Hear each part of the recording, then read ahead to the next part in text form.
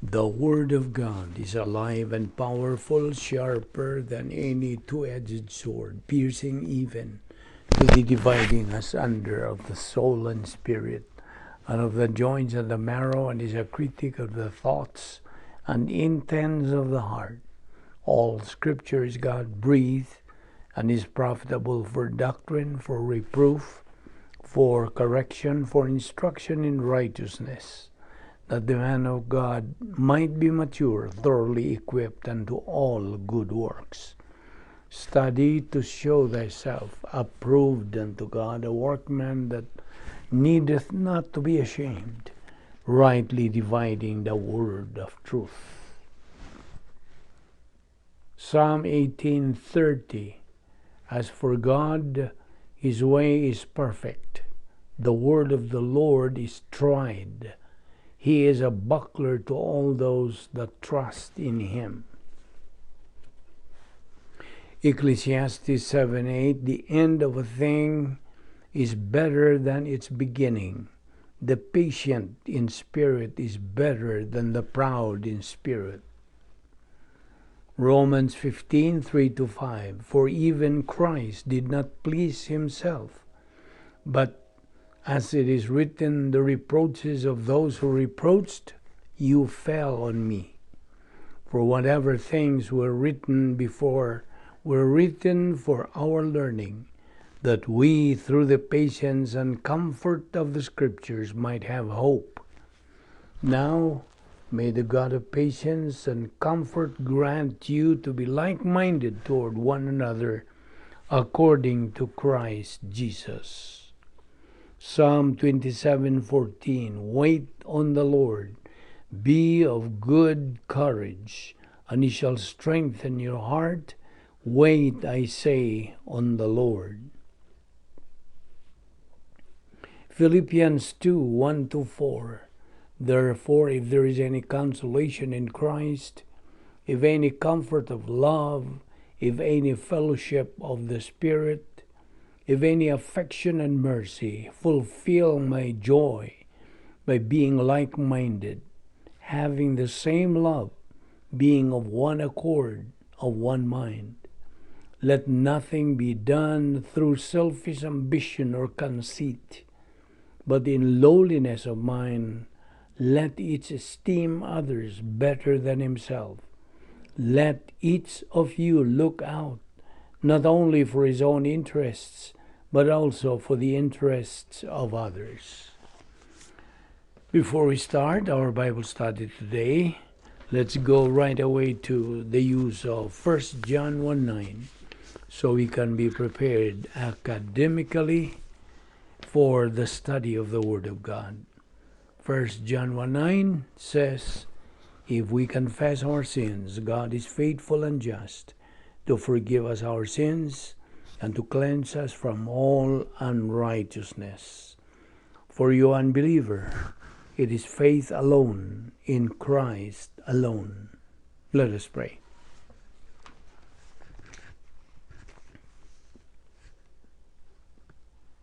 Heavenly Father, we thank you for this opportunity once again of studying your word. Thank you for bringing us here once again, and make use of your word, that we pray, God, the Holy Spirit will enlighten us and explain to us clearly the things we're going to take up today. Thank you for our Bible study through the YouTube. In Christ's name we pray. Amen. Okay, welcome once again to our Bible study, and we will continue our discussion on the doctrine of the divine blessings. Well, yesterday we took up the word salvation. Well, what really does it mean by that very familiar word?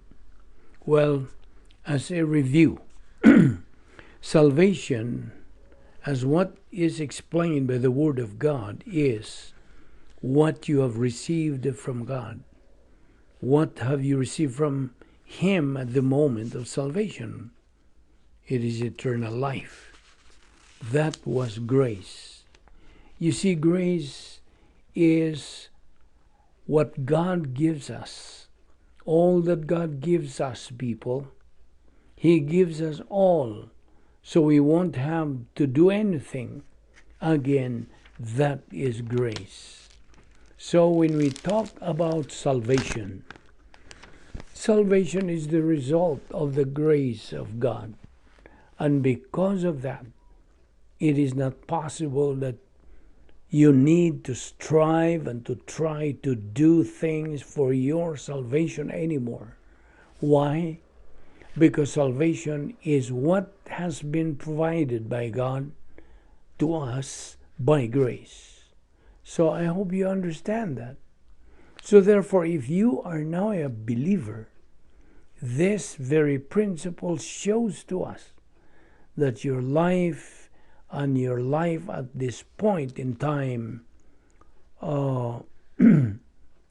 must all depend on God. But this does not literally mean that you will just sit down and become sluggish and indolent. No. What does that mean? That does not mean that what I said. It's not that you become sluggish, indolent.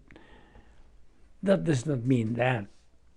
Behind this principle is what? That we should know as what is provided by God, prepared for us by God, so we also will be able to know what these things are.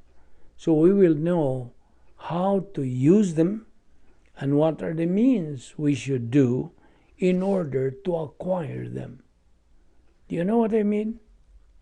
But it is tragic to see that there are a lot of believers today who just take this thing for granted, who just don't care about this because they say, it's okay. Anyway, we are already saved. But get this. These negative believers are not seeing the fact that God has prepared, has reserved for us a lot more assets, more benefits beyond salvation. Salvation, you see, is just the beginning and the starting point in your life as a believer here on earth. But God is still giving you even more than that for your life. God can prosper a spiritually mature believer with a maximum expression of love because he now has the capacity to appreciate God's blessings without forgetting their source. You see, we need to remember the virtue that a believer has acquired. This love that we are talking here about, this is the kind of love that emotion has absolutely nothing to do with it. I repeat, emotion has absolutely nothing to do with that kind of love. Because this kind of love, this love of God for you, believer, emotion has absolutely nothing to do with this kind of love. Do you know why? Because this kind of love is a mental attitude kind of love. It comes from your mental attitude, from your mind. You see, whenever we like and love something, we love some instances, situations, maybe successes in life, it is natural to use our feelings, our emotion, right? But when it comes to what the Bible is talking about, there's nothing, no mention about emotion. Emotion is not a part of it. Because what is being given a big importance is the status of one's mind, his mental attitude. So when it comes to giving, it is a matter of mental attitude. Your love and your state of being in love, that's the status of your mind. You're reaching the happiness in your Christian life that comes from your mental attitude, from your mind.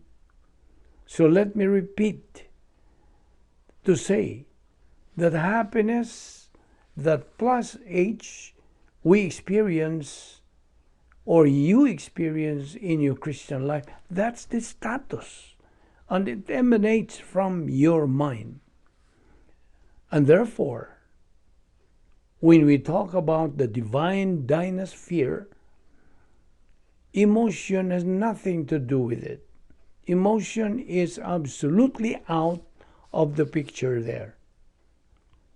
We are talking about one of God's grace provision for us believers, without exception. Don't ever forget that the operational divine dynasphere is God's provision for us, which, as we know, is the normal place, normal residence of all believers. And this place, Royal Palace, is the residence of all believers. That's also a mental attitude, a status of our mind. Because you know what, fellow believer, do you still remember that the Christian way of life is a mental attitude life? So, the Christian life is a mental attitude life. Let me reiterate to give you the emphasis about the operational divine dynasphere, that it is one of God's provision for all believers, that by the time we reside there, we will be filled by God the Holy Spirit. We will have that fellowship with God, and this place of power, the operational divine dynasphere, when we reside there, it enables us, believers, to keep on going in our spiritual momentum and to be able to fulfill the protocol plan of God for our life. And this is the only place in our mind. It is in our mind, the very place inside our mental attitude.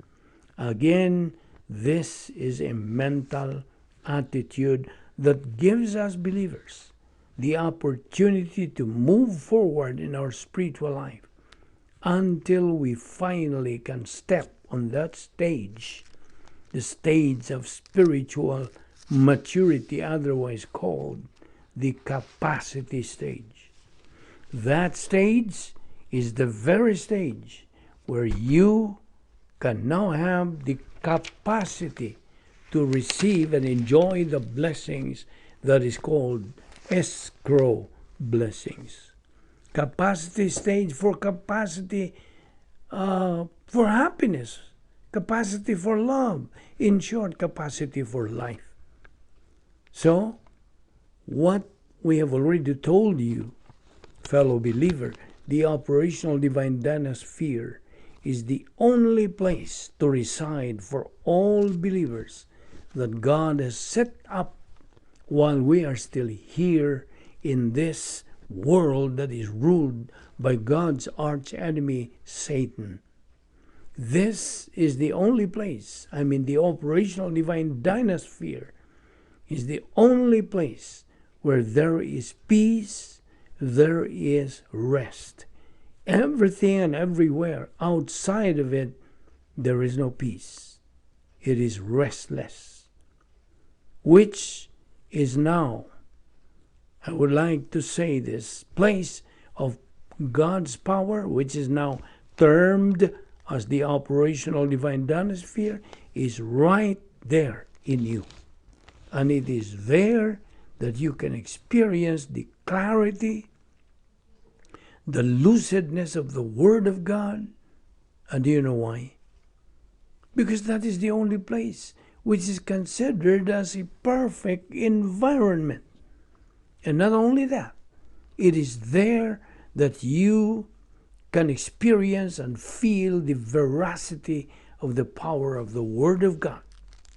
I will give you one text in the Bible that proves that you're going to experience and to receive the power and strength of your being a spiritual believer in Jesus Christ. There in Philippians 4:13, it says in English, I can do all things through Christ who strengthens me. You know what? There inside, the operational divine dynasphere, you're going to experience the stamina, the strength, the stability, the thrill of your being a spiritual Christian. I challenge you to try it. Just try. But you might ask me, how do we try to do it? Well, of course, you have to go through the rule, the way, the protocol of the plan of God. First of all, you listen to the good news of salvation message. And after hearing it, what's he going to do? He believes in the Lord Jesus Christ as his personal Lord and Savior. Of course, he uses his volition. That means it is volitional. His faith in Christ is volitional. And right at that moment, he is given eternal life. He is instantly assured of everlasting life. He is assured of going to heaven after he dies. He now becomes a child of God through his faith in Christ. Acts 16:31. After he is saved, he is mandated to obey 2 Peter 3:18. But grow in grace and in the knowledge of our Lord and Savior Jesus Christ. God wants him to go in grace and in the knowledge of the Lord and Savior Jesus Christ by studying, learning, believing, and applying the Word of God until he passes the 3 stages of spiritual growth: baby believer, to adolescence, to spiritual maturity, the stage of capacity to receive blessings from God. God here is glorified to the maximum. Now, there we finished this study of the doctrine of divine blessings. Let us pray. Heavenly Father, we thank you for the opportunity that we have availed from your grace. Thank you for our Bible study through the YouTube of the Vic Balbido Evangelistic Ministry.